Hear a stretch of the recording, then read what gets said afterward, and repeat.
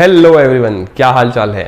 मेरा नाम है जतिन खत्री और आप सबका स्वागत है आपके अपने चैनल ईशान डिजाइन्स में। तो घर बनाने के लिए सबसे बड़ा कंफ्यूजन हमेशा एक ही रहता है कि हमें कौन सा सीमेंट काम में लेना है। जैसे कि मैंने आपको हमेशा बताता हूं कि सीमेंट हमेशा 3 कैटेगरी के आते हैं, ओपीसी, पीपीसी और उसके अलावा वाटरप्रूफ सीमेंट। अब पीपीसी के अंदर कंक्रीट स्पेशल सीमेंट भी आ रहे हैं, उसके अलावा जो केमिकल एडिटिव सीमेंट्स आते हैं वो भी आते हैं। वाटरप्रूफ सीमेंट है वो भी एक पीपीसी कैटेगरी का ही सीमेंट है जिसके अंदर ऑलरेडी केमिकल एडिड है। तो हमें कौन सा सीमेंट कहाँ काम में लेना है, जैसे अगर फाउंडेशन का काम हो रहा है तो कौन सा सीमेंट काम में लें, डीपीसी की भराई हो रही है तो कौन सा सीमेंट काम में लें, चुनाई हो रही है तो चुनाई के अंदर हम कौन सा सीमेंट काम में लें, अगर छत की ढलाई हो रही है छत की ढलाई में कौन सा सीमेंट काम में लिया जाए, और घर की आखिरी छत आ रही है तो आखिरी छत के अंदर कौन सा सीमेंट काम में लें। ये कंफ्यूजन हर किसी को रहता है और बार बार क्या होता है कि जैसे मैंने आपको सजेस्ट किया कि आप पीपीसी सीमेंट काम में लें, लेकिन कस्टमर या फिर कोई भी जो एंड यूजर होता है या आप होते हैं जो यूजर अभी वीडियो देख रहे हैं, आप लोग को सजेस्ट करने के लिए काफी लोग आ जाते हैं।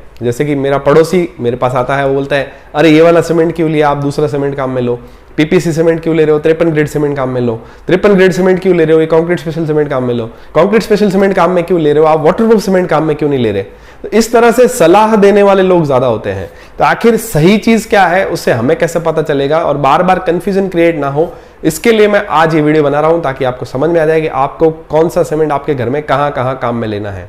तो वीडियो शुरू करें उससे पहले टेलीग्राम चैनल की लिंक मैंने डिस्क्रिप्शन में अंदर दी हुई है, तो वहां जाके टेलीग्राम चैनल को जरूर ज्वाइन कर लें और साथ में बेल आइकन को दबाना ना भूलें ताकि कोई भी वीडियो आता है तो आपको सीधा उसका नोटिफिकेशन आपके मोबाइल पे मिल जाएगा। तो शुरू से शुरुआत करते हैं कि जब भी आप जमीन की खुदाई करवाते हैं कि जमीन की खुदाई हो गई, अब इसके बाद आपको सीमेंट का काम शुरुआत करवाना है, तो मैं आपको यही सलाह दूंगा कि आपको अगर दिमाग नहीं लगाना है, शुरू से लेकर एंड तक एक ही सीमेंट काम में लेना है, तो आप कंक्रीट स्पेशल सीमेंट को काम में लें। मैं पीपीसी की सलाह इसीलिए देता हूं क्योंकि पीपीसी सीमेंट लंबे टाइम में, यानी कि उसकी उम्र लंबी है, तो ये आपको 50 साल तक सीमेंट के साथ कोई भी दिक्कत नहीं आएगी, ये मेरी श्योरिटी है पीपीसी सीमेंट के साथ। और कंक्रीट स्पेशल सीमेंट आप लोगे तो स्ट्रेंथ जो है वो गेन जल्दी कर लेगा। इसके अंदर क्या होता है कि कंक्रीट स्पेशल सीमेंट के अंदर कुछ इस तरह की मैट्रिक्स बनी होती है, सीमेंट को इस तरह से काटा हुआ होता है छोटे और बड़े दानों के साइज में कि वो जो बीच का जो सीमेंट का गैप है उसको फिलअप कर देते हैं, जिससे क्या होता है CSH जेल,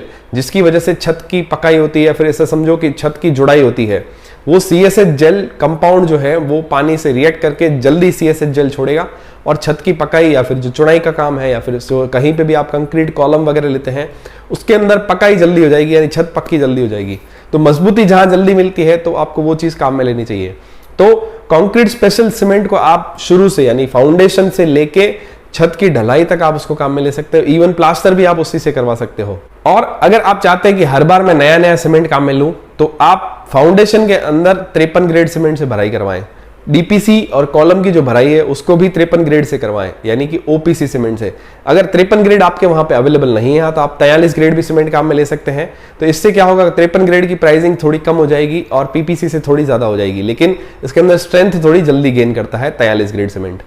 तो आप 43 ग्रेड या 53 ग्रेड सीमेंट डीपीसी, कॉलम और फाउंडेशन की भराई के अंदर ले सकते हैं। और जब आप चुनाई का काम करवाएं तो उस समय आपको पीपीसी सीमेंट काम में लेना है। पीपीसी सीमेंट चुनाई के अंदर काफी अच्छा काम देता है। और जब बात रही छत के ढलाई की, तो छत की ढलाई के अंदर आप कंक्रीट स्पेशल सीमेंट काम में लें, या फिर अगर आपकी छत सिंगल मंजिल की, जैसे अगर आपने एक सिंगल मंजिल बनाई ग्राउंड फ्लोर और सीधी उसकी छत ढलाई आखिरी छत है, तो आप उसके अंदर वाटरप्रूफ सीमेंट काम में ले सकते हैं, जिसको आप वाटर रेजिस्टेंट सीमेंट कह सकते हैं या फिर हाइड्रोफोबिक सीमेंट अपन कह सकते हैं। तो वाटरप्रूफ सीमेंट अपन काम में ले सकते हैं वहां पे घर की आखिरी छत के अंदर वाटरप्रूफ सीमेंट, और डीपीसी और फाउंडेशन के अंदर आपको 43 ग्रेड सीमेंट काम में लेना है, और बाकी बची हुई जगह पे आपको पीपीसी सीमेंट। पीपीसी सीमेंट कौन सा, नॉर्मल पीपीसी सीमेंट से आपको चुनाई करवानी है, उससे प्लास्टर करवाने हैं, टाइलिंग लगवानी है, तो ये पीपीसी सीमेंट से आप करवा सकते हैं, जिससे आपकी कॉस्टिंग भी काफी बचेगी, इससे आपको ज्यादा फायदा होगा।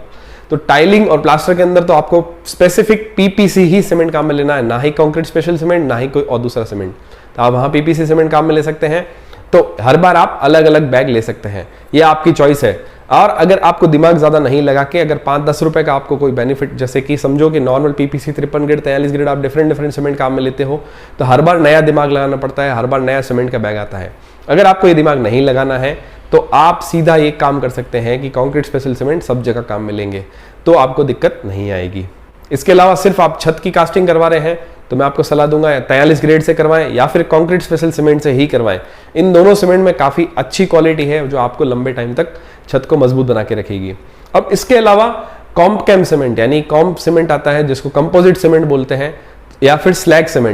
सीमेंट और कंपोजिट सीमेंट भी आते हैं। कहीं कहीं क्या होता है कि ओपीसी या पीपीसी सीमेंट इजीली अवेलेबल नहीं होते, वहां पे कंपोजिट सीमेंट या फिर स्लैग सीमेंट अवेलेबल होता है। तो पीपीसी सीमेंट अगर अवेलेबल नहीं है तो आप कंपोजिट सीमेंट और स्लैग सीमेंट को काम में ले सकते हैं। ज्यादातर क्या होता है, कंपोजिट सीमेंट और स्लैग सीमेंट को काम में लिया जाता है जहां पे पानी की मार ज्यादा होती है, यानी कि बारिश ज्यादा आती है या फिर नदी का बहाव ज्यादा होता है, बाढ़ ज्यादा आती है, नदियां ज्यादा, नहरें ज्यादा होती है आसपास, तो वहां पे कंपोजिट सीमेंट को काम में लिया जाता है और साथ में वहां पे स्लैग सीमेंट भी काम में लिया जाता है। स्लैग सीमेंट और कंपोजिट सीमेंट पानी वाले एरिया या फिर बहुत ज्यादा कड़क धूप पड़ती है वहां पे ज्यादातर आपको देखने को मिलेगा, लेकिन पानी वाले एरिया के अंदर स्लैग सीमेंट और कंपोजिट सीमेंट ज्यादा काम में लिया जाता है।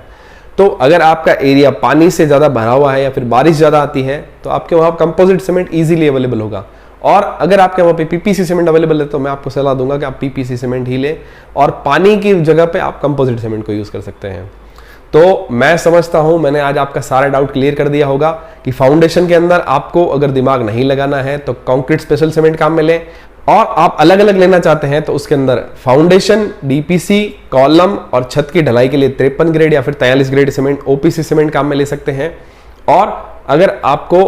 आखिरी छत की ढलाई करवानी है तो वहां पे आप वाटरप्रूफ सीमेंट आप काम में ले सकते हैं या फिर वाटर रेजिस्टेंट सीमेंट आप काम में ले सकते हैं या हाइड्रोफोबिक सीमेंट काम में ले सकते हैं। जो भी आप सीमेंट के लिए टर्म यूज करना चाहें वो कर सकते हैं। और अगर आपके वहां पे बारिश वगैरह ज्यादा है तो कंपोजिट सीमेंट आप काम में लें। प्लास्टर और टाइलिंग के लिए आपको पीपीसी सीमेंट काम में लेना है, इस चीज का आप जरूर ध्यान रखें। तो ये अगर वीडियो और जानकारी आपके लिए काफी हेल्पफुल रही हो तो वीडियो को लाइक करना ना भूलें और साथ में अपने दोस्तों के साथ जरूर शेयर करें ताकि जो भी नया मकान बनाए उसके लिए बहुत ज्यादा हेल्पफुल साबित हो। और साथ में टेलीग्राम चैनल को ज्वाइन करना ना भूलें, लिंक मैंने डिस्क्रिप्शन के अंदर दी हुई है। तो बेल आइकन में दबाएंगे तो आपको वीडियो का नोटिफिकेशन सीधा मिल जाएगा ताकि कोई भी अपडेटेड वीडियो आती है तो आपको तुरंत वीडियो मिलके अपडेट ले सकते हैं। तो मिलते हैं दोस्तों अगले वीडियो के अंदर, तब तक के लिए चैनल के दूसरे वीडियोस को चेक जरूर करें।